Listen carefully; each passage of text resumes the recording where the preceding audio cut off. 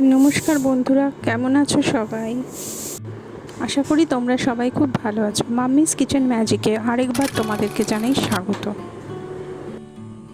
আজকে যে রেসিপিটা তোমাদের দেখাবো সেটা নিশ্চয়ই তোমরা বুঝতে পারছো, সেটা হচ্ছে বোঁদের রেসিপি। একদম বন্ধুরা মিষ্টির দোকানের মতন রেডি করে তোমাদের দেখাবো, আর তোমরা এটা বাড়িতে অবশ্যই খুব সহজেই বানিয়ে নিতে পারবে। এটার জন্য আমাদের খুব বেশি ইনগ্রেডিয়েন্টস লাগে না। দেখে নাও কী কী লাগছে। তবে A to Z ফুল রেসিপিটা কিন্তু অবশ্যই দেখো, এবং আমার চ্যানেলটিকে তোমরা সাবস্ক্রাইব করে নিলে আমার খুব ভালো লাগবে। এখানে আমি নিয়ে নিয়েছি 1 কাপ মতন বেসন, আর নিয়েছি অল্প জল। সেটা দিয়ে একটা স্মুথ ব্যাটার আমি রেডি করব। তার মধ্যে চাইলে তোমরা অল্প নুন দিতে পারো, এবং 1 টিস্পুন পরিমাণ বেকিং পাউডার দিয়েছি। দেখো, বেকিং পাউডার, বেকিং সোডা নয়, কিন্তু বেকিং সোডা দিলে খুব বেশি ফুলে উঠবে। তো বেকিং পাউডার দিয়ে দিয়েছি। এবারে খুব ভালো করে এটাকে আমরা নেড়ে নিয়ে ব্যাটার তৈরি করছি। আর দিয়ে দিচ্ছি একটা ম্যাজিক রেড কালার, যে কোনো রেড ফুড কালার তোমরা এখানে ইউজ করতে পারো। এটা দিয়ে আমি কিছুটা ব্যাটার এই রেড রঙের তৈরি করে নিয়েছি। এভাবে আমি মোটামুটি 30 মিনিট মতন রেস্টে রাখছি। এবার একটা কড়াই নিয়ে নিয়েছি, সেখানে দিয়ে দিচ্ছি সাদা তেল। একটু টেস্ট করে নিলাম আমার ব্যাটারটা ঠিক রেডি হয়েছে কিনা। এবারে আমি এখানে একটা হাতা নিয়ে নিচ্ছি, যেটা দিয়ে তোমরা লুচি করো সেই হাতাটাই ব্যবহার করতে পারো।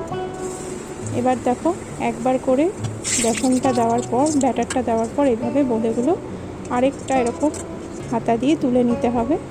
আর একটা টিস্যুর মধ্যে আমি রেখেছি, যাতে এক্সেস অয়েলটা অ্যাবজর্ব হয়ে যায়। পরিষ্কার করে নিতে হবে কিন্তু প্রত্যেকবারই একটা শুকনো কাপড় দিয়ে, যেটার মধ্যে দিয়ে আমরা ব্যাটারটা দিচ্ছি। নইলে কিন্তু বোঁদেগুলো ঠিক মতন গোল হবে না।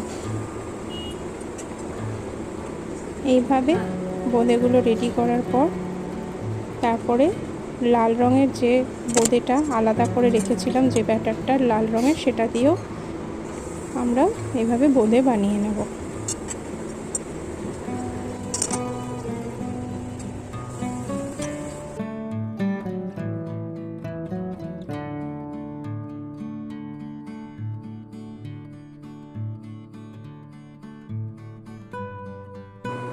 এবারে লাল রঙের বোঁদেটা বানিয়ে নিচ্ছি, আর এইভাবে তুলে নিচ্ছি। আমার সবটাই হয়ে গেছে। এবারে আমি একটা চিনির শিরা এখানে তৈরি করে নিচ্ছি।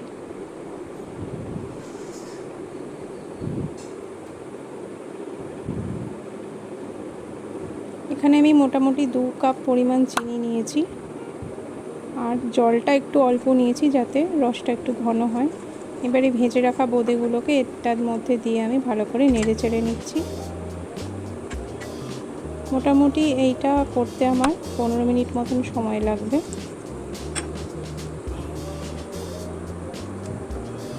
ঠিক এইভাবে নেড়ে নেওয়ার পর এটাকে কিছুক্ষণ বন্ধ করে রেখে দিতে হবে, মোটামুটি 3 থেকে 4 ঘন্টা, তাতে চিনির পুরো রসটা এই বোঁদের মধ্যে চলে আসবে।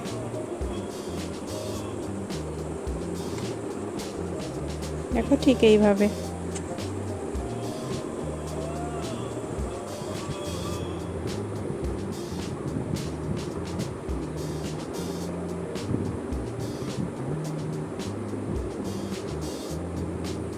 দেখো, অনেকটাই রসটা এর মধ্যে ঢুকে গিয়েছে, যেহেতু রসটা আমি একটু ঘন করেছিলাম।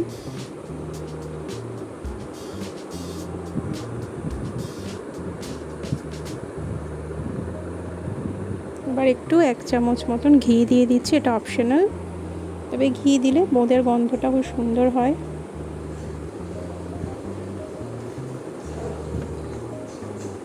এটা দিয়ে নেড়ে চেড়ে নিলাম ঘিটা দিয়ে।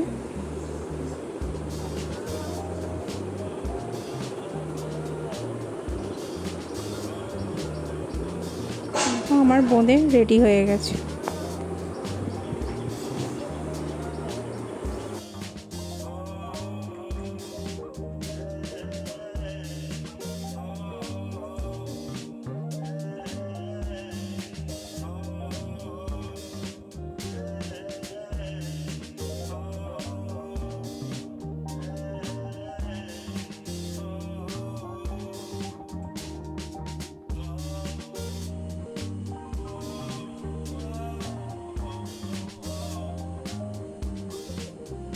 এখন আমার বোঁদে একদম রেডি হয়ে গেছে। এটাকে আপনারা ফ্রিজেও রাখতে পারেন টাইট কোনো বক্সের মধ্যে করে।